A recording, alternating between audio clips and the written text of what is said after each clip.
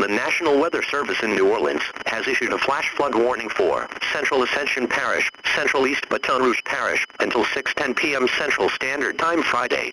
At 5:59 p.m. Central Standard Time, law enforcement in the warned area report heavy to catastrophic amounts of flash flooding across the Baton Rouge area, as well as New Orleans, and National Weather Service meteorologists detected thunderstorms with heavy rainfall on mile east of Brusley.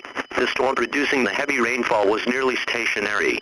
Radar estimates indicated that an unprecedented 30 to 40 inches of rain has already fallen in the warned area, and another 10 to 15 inches of rain could fall throughout the night. The storm has produced, and will continue to produce, some of the most historic and unbelievable rainfall this area along with the parishes mentioned will ever see, and will cause incredible destruction to the area. Almost 50% of the region of southeastern Louisiana have been inundated with flash flooding, and multiple flood rescue by helicopters have been performed. In addition, over 60% of southeastern Louisiana has been left without power due to the catastrophic flash flooding event. This is a flash flood emergency for Baton Rouge and surrounding parishes. All persons in this area should move up to higher ground immediately.